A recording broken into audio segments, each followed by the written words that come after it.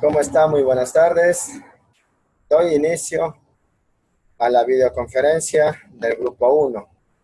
Mi nombre es Juan Belecela y vamos a empezar a compartir la pantalla para poder explicarles sobre los temas que se van a tratar en este video. Muy bien, comencemos. Grupo 1. Integrante Juan Belecela. Tema a tratarse: variables, tipos de datos, algoritmos, diagramas de flujo, operadores lógicos y operadores aritméticos. Muy bien, pasemos al primer tema. Variables. ¿Qué es una variable? Es algo que está en constante cambio y está conformado por los 256 caracteres del código ASCII. Hay que recalcar temas importantes de las variables. Por ejemplo, que está compuesto por el abecedario entre las mayúsculas y las minúsculas.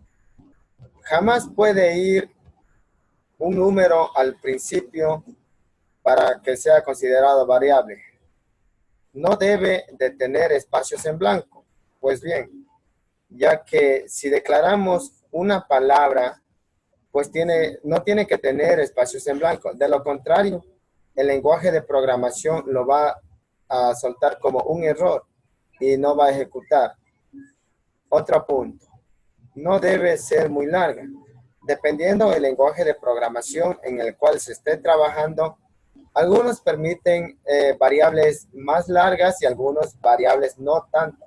Entonces, algunos lenguajes de programación admiten solo variables cortas. Por eso no debe ser muy larga, pero por lo general depende bastante del lenguaje de programación en el cual estemos trabajando. He puesto unos ejemplos para hacerles ver cómo es una variable y cómo no puede ser una variable. Por ejemplo, A, B, C, D, si notan, está entre mayúsculas y minúsculas. También la palabra José. Esto es una variable ya que cumple todas las reglas que debe cumplir. También la palabra cosa. Y las no variables.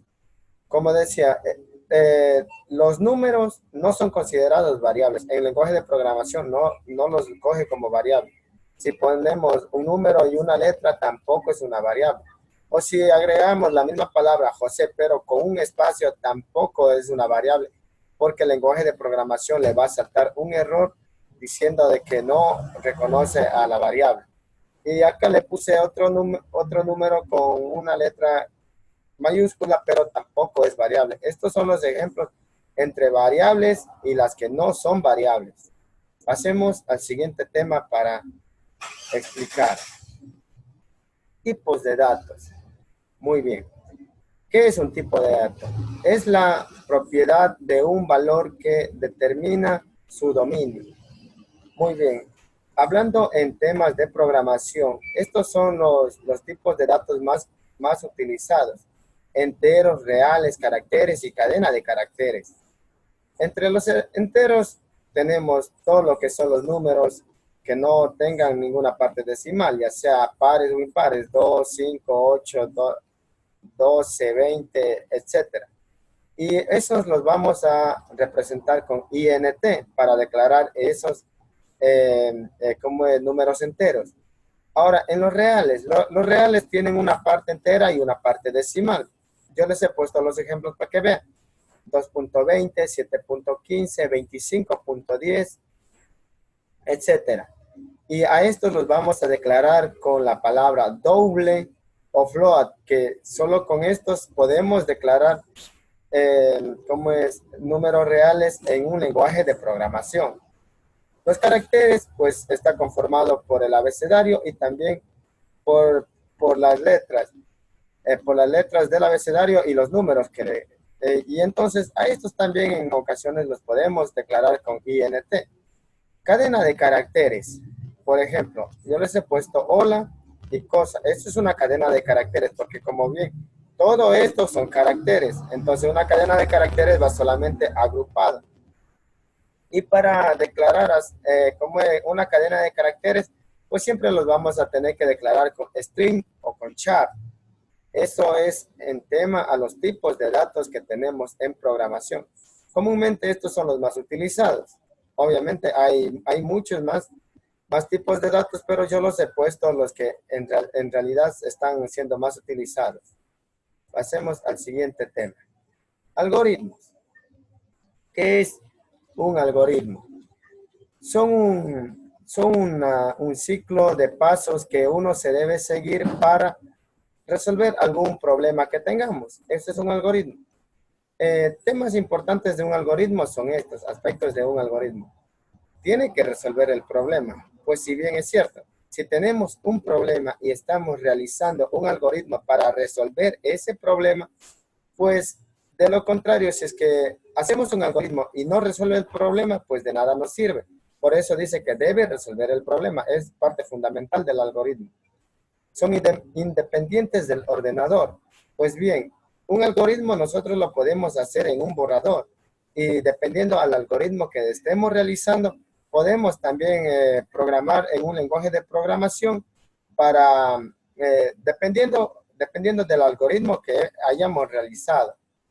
Muy bien, deben ser precisos, pues es algo lógico que un algoritmo tiene que ser sencillo y preciso y por lo general bien detallado para que no haya confusiones, ya que si es que un algoritmo no está bien detallado, pues no se va a poder concluir hasta el final. Muy bien, dice deben ser finitos, pues ¿qué significa? Que tienen que tener un principio y tienen que tener un final. De lo contrario, si un algoritmo no tiene final, pues no nos sirve de nada, porque el algoritmo como objetivo es dar solución a un problema, y cuando soluciona el problema, pues llegamos al fin. De lo contrario, el algoritmo nos queda inservible si es que no tiene una final, porque no nos va a resolver el problema al cual estamos queriendo llegar a la solución. Vamos al siguiente tema para su explicación. Diagramas de flujo. Los diagramas de flujo, dicen, ¿qué es un diagrama? Es un diagrama que describe un proceso, bueno, pues describe un proceso que se usan para documentar, para estudiar, para planificar, etcétera. Eso es un diagrama de flujo. Pues aquí los he puesto la simbología de cuáles son los diagramas de flujo que más se está utilizando comúnmente. Muy bien, este símbolo es de inicio y final, pues siempre va a tener un inicio y un final, un diagrama de flujo, al igual que un algoritmo. Ya, pues. Entonces, tenemos también las flechas de dirección o líneas de flujo. Pues estos nos indicarán hacia dónde se dirige el diagrama, ya sea para un lado o para el otro, pero siempre con las líneas de flujo vamos a poder llegar hasta un final. Entrada y salida. Es un tema un poco más amplio para poder explicarles. Pues bien, aquí en esta parte no está resaltado, pero cuando está con una flecha para adentro significa entrada, o sea que nosotros podemos agregar datos ahí, ingresar datos. Y si es que tiene con una flecha de salida, pues entonces eso quiere decir que nosotros podemos visualizar un resultado o alguna palabra que nosotros querramos que aparezca, va a aparecer aquí con una flechita para la parte de afuera. Entonces, por eso es entrada y salida, tienen el mismo diseño, pero se diferencian en eso. Muy bien, un proceso. Por lo general, aquí es en donde se va a realizar todas las operaciones, mayormente matemáticas.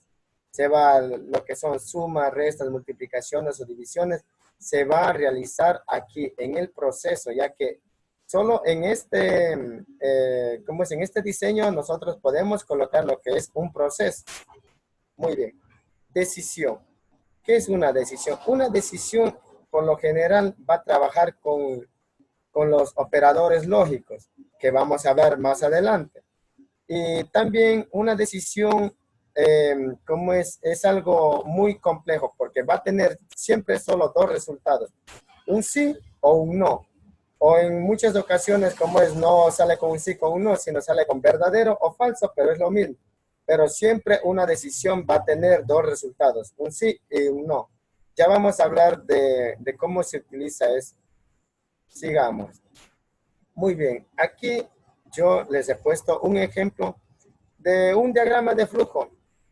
Entonces, inicio, pues como es inicio, aquí lo que estamos resolviendo es una suma de cualquier valor. Entonces ponemos definir, como les explicaba, cuando va con la flechita hacia adentro, entonces significa que podemos ingresar valores. El proceso, como yo les explicaba, aquí se van a realizar todos los procesos que haya que realizar. Y aquí está, si ven, si se dan cuenta, es el mismo, solo que varía con la flechita de salida. Entonces eso estamos nosotros aquí, lo que estamos haciendo es visualizando el resultado. Por ejemplo, que aquí hubiéramos ingresado 1 y en B hubiéramos ingresado 2. Entonces estamos diciendo que C es igual a 1 más 2. Entonces el resultado va a ser 3. Y entonces aquí C nos está visualizando que sería prácticamente 3. Y como nos pide solo eso, entonces ponemos el fin. Ahora bien, en la parte de ingresar datos, también se puede ingresar con este diseño, que esto es ingreso por teclado. En muchas ocasiones los diagramas de flujo también lo pueden representar con esto, pero nosotros últimamente estamos utilizando más en estos diseños. Y por eso, como él les también hacía una comparación, que esto igual, esto significa lo mismo, solo que diferente diseño, pero tiene la misma funcionalidad. O también para visualización. Esto significa lo mismo que esto.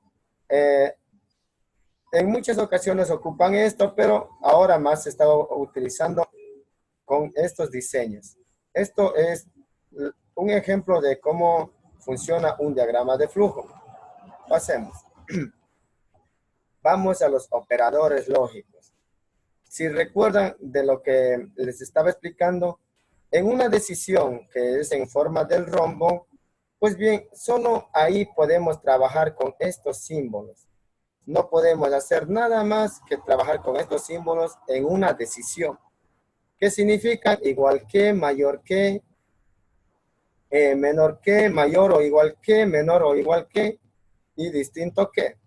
Y así se le plantea un ejemplo de cómo se trabaja con los operadores lógicos. También los realicé para que puedan ver y plasmar cómo se utilizan los operadores lógicos en una decisión. Pasemos. Ejemplo de cómo se utilizan los operadores lógicos.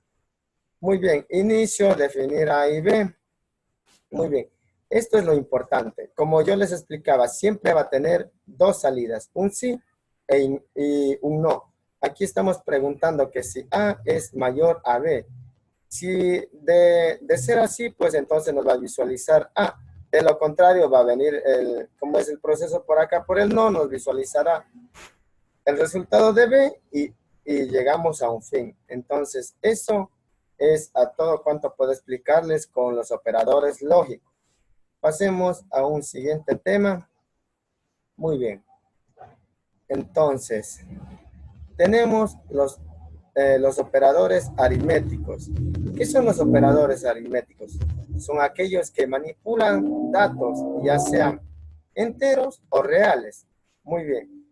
Entre estos se clasifican también en unarios y binarios. En los unarios estamos hablando solamente de los positivos y los negativos, nada más.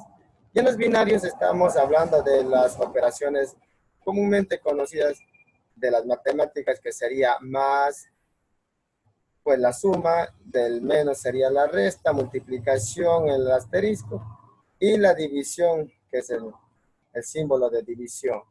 Entonces, eso es en todo a cuanto yo les puedo explicar sobre los temas que tuve que exponer. Esto fue el trabajo del grupo 1, que se integra solo Juan Belecela. Y pues mucho gusto, nos vemos en otra ocasión cuando nos toque de nuevo. Hasta la vista.